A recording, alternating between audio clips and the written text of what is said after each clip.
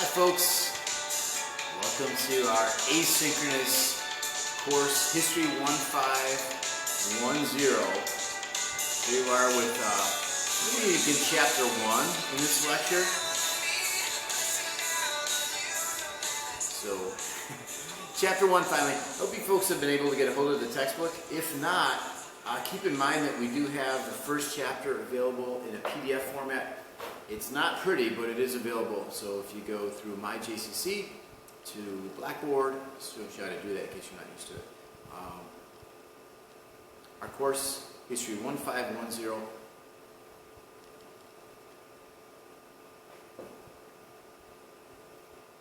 World History before 1500. And we've already done a historiography lesson, so I'm pretty sure you guys know how to get into this. But I do have available, we put the student view on there, the first couple chapters of the textbook. Let's make sure it's showing up. Okay. Traditions and Encounters, that is the name of our textbook. So to give you some time to get the text, I do have, not sure why that's doing that. I do have a couple chapters up here. I cannot put all of them. But it's not pretty, as I said. It is just a PDF scan. But you should be able to read it.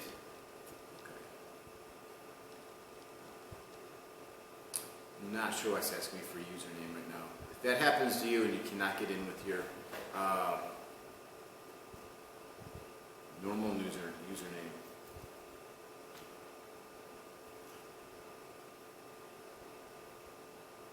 Never seen it do that before. But anyway, there is, I think, there it's loading. Okay. So there's the first chapter. So it'll give you a little bit of time to get the textbook. Again, it's just an ugly black and white PDF, but it's there, so please read it. We're actually going to do the chapter, or I guess I'm going to do the chapter through lecture tonight. It discusses the era, the very long period of history, in prehistory really, before we have cities and writing and highly organized societies. In fact, we don't call it history at all, we call it prehistory. All right? Made up of two long eras as far as human beings are concerned.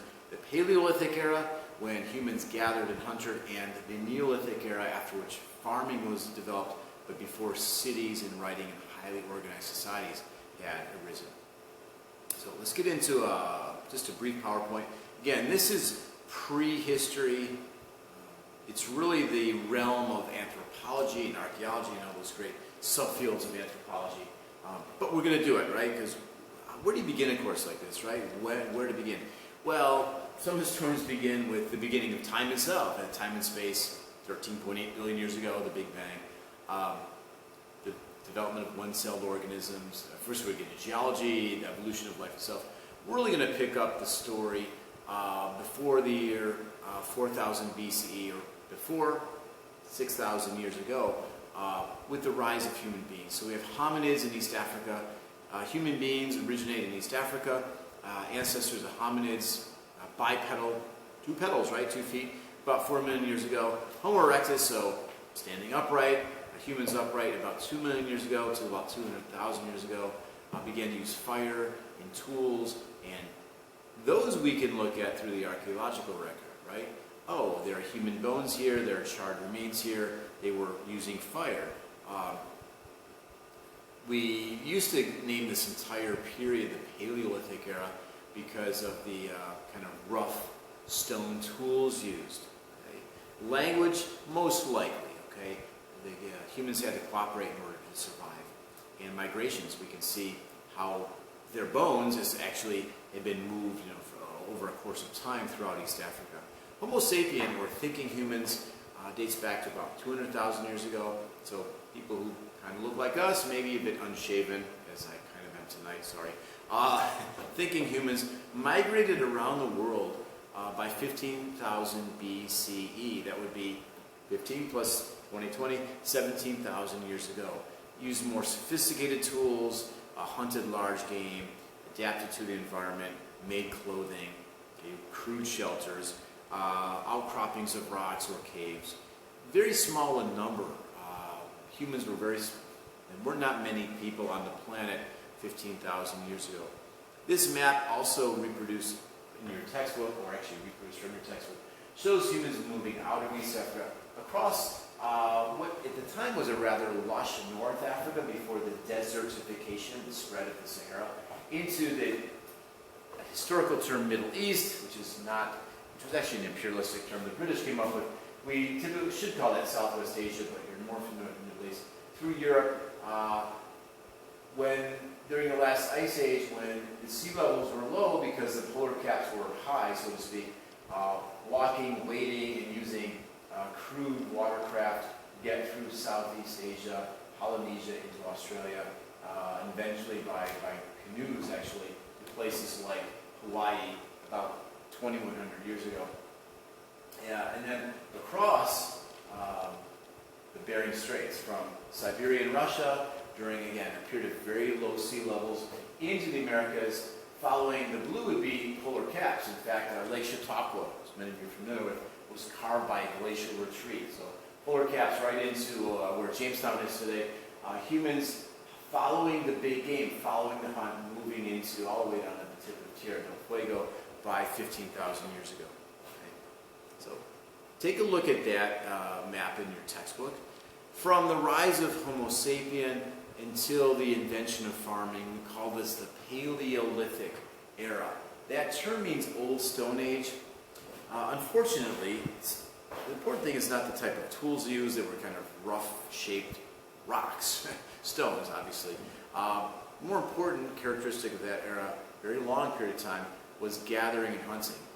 Often you hear it as hunting and gathering. I'm going to put the stress on gathering first, because the gathering was vital to life, right? Hunts were often unsuccessful, okay? I probably have some students out there who hunt, right? And you know, with all the kind of high-tech weaponry and walkie-talkies and things, people use night vision, scopes, etc. Hunts are still largely unsuccessful, right? Imagine chasing down an antelope with a spear, okay, on foot. It's going to be unsuccessful much of the time. So what gave humans sustenance was the gathering, the nuts, the berries, the mushrooms, the shellfish, okay, the root crops, the seeds. And that was done largely by women and toddlers. Women and children kept the human species alive. Men, younger men, adolescent girls as well, before they began to bore children and had breastfeeding responsibilities, were involved in the hunt as well. I don't want to make too much of a gender binary here. Adolescent girls certainly could have been hunting. I'm sure they were quite often fishing. We would include that with hunting. But once a female became pregnant and was responsible for breastfeeding, a little common sense would say it's very difficult to hunt while breastfeeding. Okay? You're taking care of the toddler, taking care of the infant, the toddler, but in the meantime, gathering food. Okay? So these societies were based on relative equality. Women's role was absolutely vital. So was that of children. Elder people, people who had been hurt, which is probably all too common, had important roles too. Maybe tending the fire, maybe watching over the clan. There'd be clans, groups of about 40 people. Relative equality would mean that certainly some people had status in the clan. But there was not a lot of material wealth. These clans never stayed in one place for a long time. They might migrate back to where they were 12 months prior, but they had to be on the move, right? To hunt, the gathering, the hunting, caused them to migrate. That means there's very little settled existence. There's not a built environment. And without that, it's very difficult to create things, certainly like writing or buildings, right? So these are migratory societies that are highly interdependent. And the more stuff you had, the more you had to carry. Okay? So you're kind of burdened by belongings, right? So this is what we mean by relative economic equality. And everyone was vital in the society. There's a theory right now that says teenagers' job was to kind of stay up late, keep the fire going, and watch the rest of the clan while they slept. And maybe that's why teenagers today like to stay up late. I don't really buy that theory, but it is kind of interesting that even the teenagers had a role. They staying up late and watching the fire and telling lewd stories. I don't know. So these small bands were interdependent, hunting large game. By that we mean animals. Paleolithic people had culture. They did not have writing, but they recorded their experiences. They buried their dead sometimes with belongings difficult to find difficult to create belongings, beaded work, stone tools, weaponry, things that you wouldn't want to just put in the ground and walk away from unless there was some belief in an afterlife. Again, this is hypothesis. We can't prove this. They weren't writing down their religious beliefs, but to bury a human body with food, with material belongings, possibly, and I in fact would say probably, a belief that some type of life followed the physical one. Okay, that somehow that body would need those tools, need those weapons, need that food. Okay. Language, most certainly. Okay, spoken language, the band of 40, 50 people had to cooperate. They did leave behind, I don't want to say print culture, but paintings. If you go into southern France, northern Spain, Altamira, Spain, Lascaux, France, and I've not been there. You're not actually allowed in the real caves. They reproduce them, and I've been to France several times, but never that far south. Lascaux, France. There are paintings of the animals that were hunting. Not just pretty horses, but horses that were hunted, right? Wild horses. No one was riding horses at the time. Pregnant cows, okay? Often the paintings represented a successful hunt. We think, this hypothesis is that these paintings try to employ kind of a sympathetic magic, that if the hunt is successful in this wall painting, it will be successful when we actually go out and hunt. And no one was like decorating their dorm room, okay? These caves were largely inaccessible. They typically needed a source of light like fire to make these things. They're actually only found fairly recently, past 100 years or so.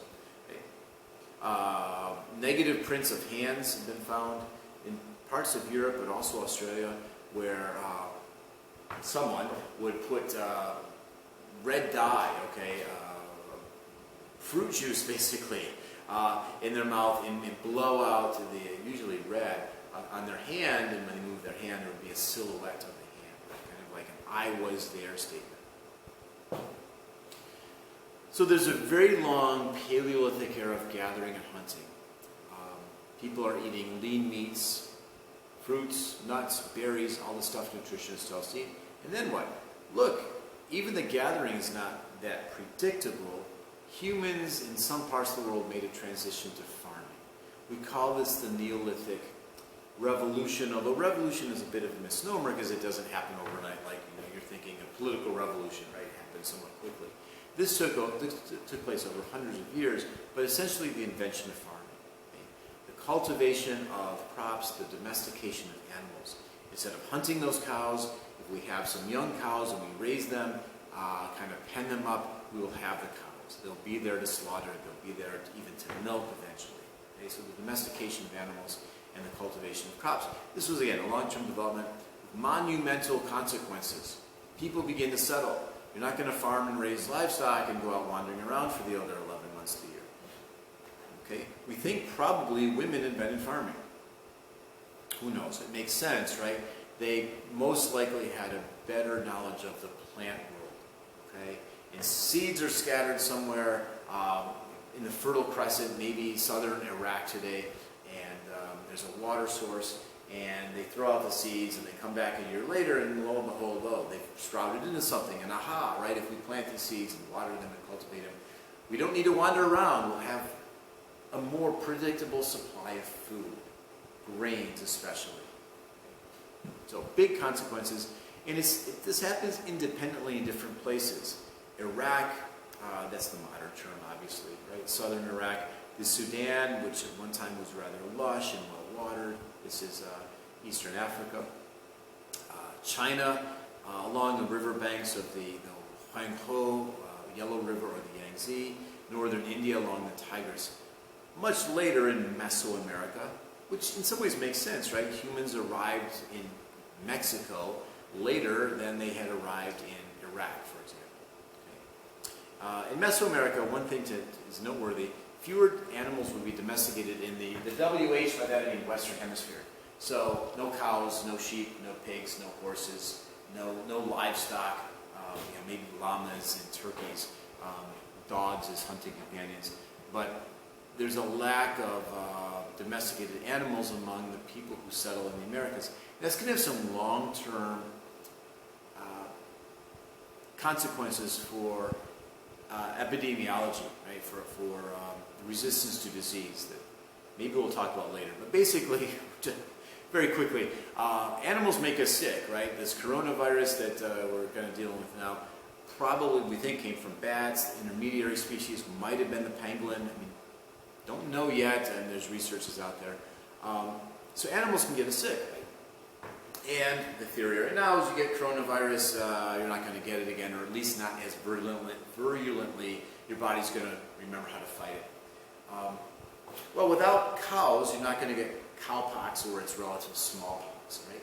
Without chickens, you might not get a certain type of avian flu. Without pigs, swine flu, right? So people in part of the world for a long time, like thousands of years, tens of thousands of years, are going to get these diseases, but people who settled in the Western Hemisphere, the Americans, will not until 1492 and thereafter, right? 1492 for the first couple generations of European encounter, Native American people will suffer very, very tragically from these diseases coming across the Atlantic. That's kind of where this course ends. So, preview to tragedy. Sorry to forecast that or foreshadow that. Agriculture will spread from these epicenters. So, where? First here in like southern Iraq, where yes, I can barely read this myself. So check your textbook. Wheat, barley, sheep, goats, pigs. Let me just look at my screen. Nope, too small there too. Cattle. Okay. The Sudan. Food crops will be that's probably sorghum, cattle, sheep, goats. Okay. The desert is going to grow the Sahara over time. And along the Yellow River and the Yangtze, we're going to have, actually in the northern China, wheat, southern China, rice crops. Much later over here in the Americas, corn. Corn will be, in a sense, invented by the ancestors of the Olmec people, right here in the Gulf of Mexico. Places here would be things like the potato and quinoa. Okay, it's actually too blurry for me to see. So potatoes, oh yes, of course, potatoes. Should I mention it? Potatoes, very important in the Andean culture. These are crops that you may be familiar with today. By the way, there will be no potatoes outside of what's now South America until well after the year 1500. No corn either coming across the Atlantic until after Columbus. So the Neolithic era, awesome, right? There's going to be food, that we're growing food. Yeah, once in a while the crops might fail, but pretty much you have a secure supply of food and domesticated animals. You can get chicken, eggs, whatever. Problem is, nutrition becomes much poorer. This is a bit of a paradox that the food supply is more plentiful, but the nutrition is worse. So those nuts, those berries, those phytochemicals, we won't get too much into nutrition here, but the stuff that keep you healthy and walking around all the time, that starts to disappear for southern peoples. They're eating cereal crops. They're living closely with animals, which will get them sick. Over time, getting sick is a good thing, right? You get sick, you recover, you have some acquired immunity, but you might not recover, right? You might die, actually. So there will be some kind of paradoxical consequences. Population is actually going to go up in settled societies, but people are going to get shorter. The jawline is going to shrink. Why do you need your wisdom teeth removed? Because your jaw is smaller than that of our Paleolithic ancestors, right? Today we have proper nutrition, but generally speaking, in the Neolithic era, farming people were several inches shorter than hunter-gatherers, okay, and less healthy. Okay. But nonetheless, there are more people with worse nutrition, right? So calories and nutrition are two different things. Okay?